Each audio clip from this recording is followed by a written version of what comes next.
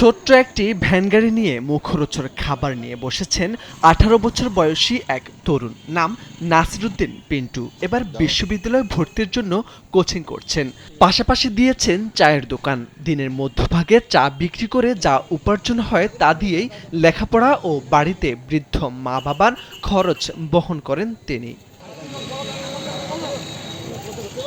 Matric পরীক্ষায় ভালো ফলাফল করায় মা বাবার স্বপ্ন পূরণে গ্রাম থেকে শহরে পাড়ি জমান পিন্টু। ভর্তি হন শহরের একটি কলেজে। গেল বছর এইচএসসি পরীক্ষায় অংশ নিয়ে ভালো ফলাফল করেছেন। এখন বিশ্ববিদ্যালয়ে ভর্তির জন্য কোচিং করছেন, কিন্তু পরিবার থেকে লেখাপড়ার খরচ চালানো সম্ভব নয় বলে জানিয়ে দিয়েছেন পিন্টুর বাবা। অত্যাধুনিক ফিচার সম্বলিত বিভিন্ন সাইজ আর কালারের ২৫০টিরও বেশি ডিজাইন অপশন নিয়ে ওয়ালটন স্মার্ট ফ্রিজ, বোঝে আপনার প্রয়োজন। অভাব অনটনের কারণে একবার ভেবেছিলেন পড়াশোনা ছেড়ে দিবেন, পরে আবার সিদ্ধান্ত নেন চা ও ডালপুরি বিক্রি করে লেখাপড়ার খরচ যোগাবেন, সেই সঙ্গে পরিবারকেও সাহায্য করবেন। বন্ধুদের অনুপ্রেরণায় চায়ের দোকান নিয়েই জীবন বদলানোর স্বপ্ন শুরু করেছেন পিন্টু। পিন্টু ফুড কর্নার এখানে আজকে প্রথম খেলাম। আসলে উদ্যোগটা ভালো লাগলো আমার। একজন শিক্ষিত ছেলে মানে বেকারত্বকে ঘোচাতে আসলে এরকম একটা ফুড কর্নার দিয়েছে। তো এই থিমটা আমার ভালো লাগলো। এটি তার ফ্যামিলির দিকে একটা ভালো প্রতিফলন ঘটাচ্ছে। পাশাপাশি আমরা সবাই যদি এইভাবে পড়ালেখার পাশাপাশি বিজনেসের দিকে ধাবিত হই, আমাদের দেশে হয়তো অনেকটাই বেকারত্বের হার কমে যাবে। পিন্টুর বাড়ি ঠাকুরগাঁও সদর উপজেলার গড়িয়া ইউনিয়নের গোপালপুর গ্রামে। বাবা আবুল হোসেন দিনমজুরের কাজ করেন, আর মা নাজমা বেগম বাড়িতেই থাকেন। দুই ভাই বোনের মধ্যে পিন্টু সবার ছোট। বোনের বিয়ে হয়েছে অনেক আগেই। হতদরিদ্র পরিবারের সন্তান পিন্টু কোনোমতে ম্যাট্রিক পাশ করেছেন স্থানীয় একটি স্কুল থেকে। অভাবের সংসারের মাঝে মধ্যেই বাবার সঙ্গে কাজ করতে বের হন। খেয়ে না খেয়ে দিন পার করতেন ৩ সদস্যের এই পরিবারটি।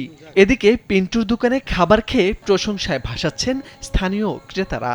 পড়ালেখার পাশাপাশি পিন্টু যে একটা উদ্যোগ নিয়েছে, আমি তো সেটাকে সাধুবাদ জানাই। অনেক ভালো একটি উদ্যোগ, কারণ সবারই পড়ালেখার পাশাপাশি এরকম ব্যবসা, ছোট করে ব্যবসা করার মন মানসিকতা থাকে না। এখানে বিভিন্ন ধরনের যে ভাজা পুরোগুলো রয়েছে এগুলোর আয়োজন করেছে, এবং আমরা প্রতিনিয়ত এখানে আসছি, দেখছি যে মানুষেরও আনাগোনা হচ্ছে। তার যে খাবারের মান সেটি আসলে সে বেশ ভালো করেছে। খাওয়ার পরে যেটা বুঝলাম, অনেক টেস্ট, এবং তার সাথে কালো জিরা দেওয়া হয়, আলাদা একটা ফ্লেভার এখানে কিন্তু আছে। চিনি দিলে যেটা আমাদের শরীরে ক্ষতি করে, সুগার যেটা, সেই তুলনায় এই মধু দিয়ে যে চাটা সেটা কিন্তু আমাদের শরীরে উপকারী, এবং এই টেস্ট কিন্তু অসাধারণ। ধার দেনা করে একটি ভ্যান গাড়ি ও দোকানের কিছু সরঞ্জাম ক্রয় করে যাত্রা শুরু করে তার ভ্রাম্যমাণ চায়ের দোকান।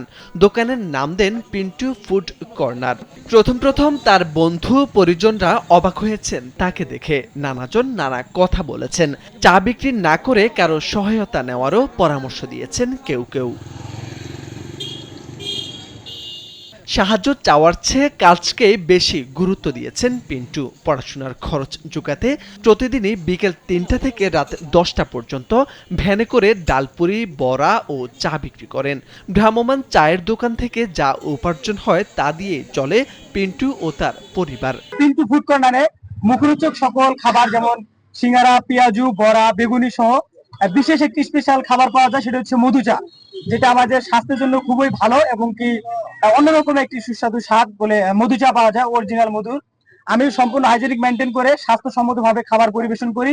চায়ের দোকান দিয়ে ইতিমধ্যে ব্যাপক সাড়া পাচ্ছেন পিন্টু। অনেকেই প্রশংসায় ভাসাচ্ছেন তাকে।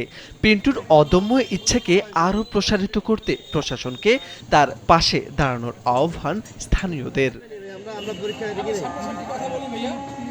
মোরশেদ আলম, কালবেলা।